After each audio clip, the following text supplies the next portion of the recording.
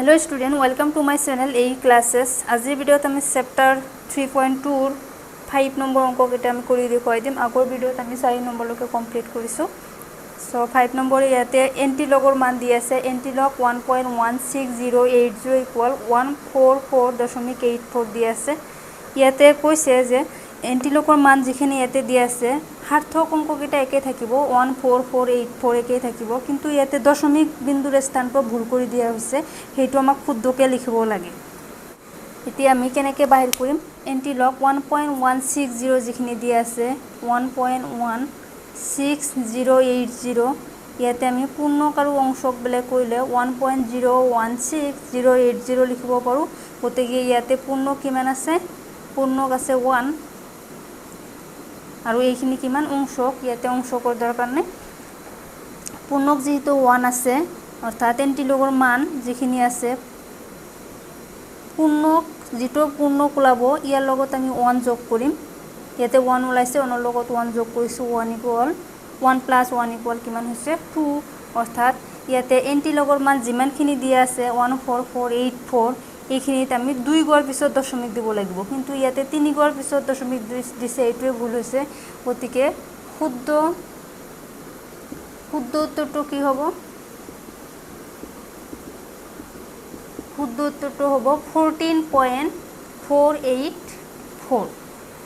5 to the আছে এন্টিলগ 1.09626 0.12484 এইটো আমাক শুদ্ধকে লিখিব লাগে। গতিকে ইয়াতে এন্টিলগ 1 প্লাস 0.09626 ইয়াতে পূৰ্ণক 1 যেহেতু 1 প্লাস 1 ইকুয়াল কিমান 2, অৰ্থাৎ ইয়াৰ শুদ্ধ উত্তৰটো কিমান হ'ব? কিমান গড় পিছত দশমিক দিব লাগিব? 2 গড় পিছত, অৰ্থাৎ 12.484। শুদ্ধ উত্তৰটো হ'ব 12.484। 3 নম্বৰটো এন্টিলগ 0.38667 ইকুয়াল 0.2436 এটা আমাক শুদ্ধকে লিখিব লাগে। সো ইয়াতে যেহেতু 0 প্লাস 0.38667 ইয়াতে পূৰ্ণ কিমান আছে 0 আৰু অংশ কিমানখিনি আছে? ইয়াতে পূৰ্ণক 0 লগত আমি 0 প্লাস 1 কৰিলে কিমান হ'ব 1, অৰ্থাৎ ইয়াৰ শুদ্ধ উত্তৰটো কিমান গড় পিছত দশমিক দিব লাগিব? 1 গড় পিছত।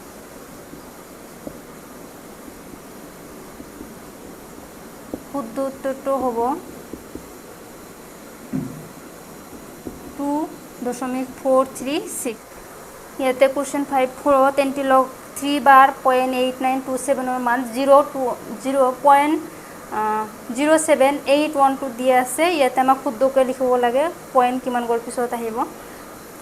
সো ইয়াতে আমি এইখিনিৰ মান চাম আগত। 3 বাৰ 8927 ইয়াতে 3 বাৰ মিন্স -3 প্লাস 0.8929 লিখিব পাৰি। ইয়াতে -3 ইয়াতে পূৰ্ণ কিমান আছে -3, পূৰ্ণকৰ লগত আমি প্লাস 1 যোগ কৰিলা পূৰ্ণ, অৰ্থাৎ ইয়াৰ মান কিমান হ'ব -2। ইয়াতে কথা হ'ল আগতে আমি যেটো পূৰ্ণক ওলাইছিলে সিমান গড় পিছত আমি দশমিক দিছিলোঁ, কিন্তু যেতিয়া ঋণাত্মক আহিব ঋণাত্মক মানৰ ক্ষেত্ৰত আমি দশমিকৰ পিছত যিমান পূৰ্ণক আহিব সিমানটা আমি শূন্য দি দিম। ইয়াতে -3 লগত 1 যোগ কৰিব লাগিব, 1 যোগ কৰিলে কিমান আহিছে -2। এতিয়া ইয়াতে শুদ্ধ উত্তৰটো হ'ব দশমিকৰ পিছত কেইটা শূন্য আহিব? 2টা, কিন্তু ইয়াতে দিয়া আছে এটা। গতিকে শুদ্ধ উত্তৰটো হ'ব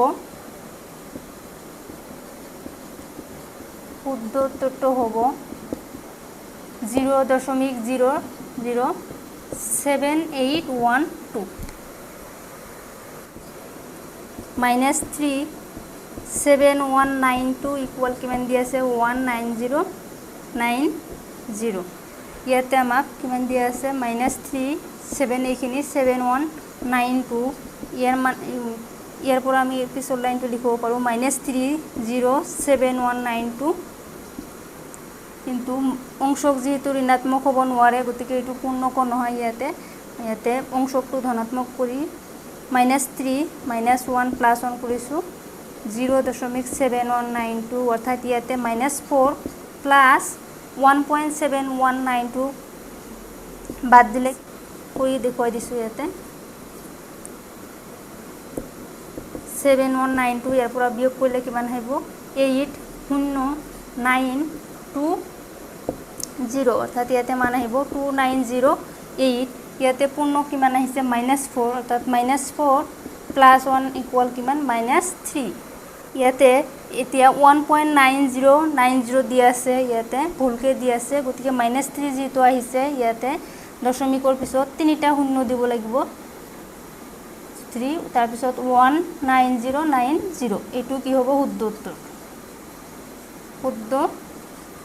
উত্তৰ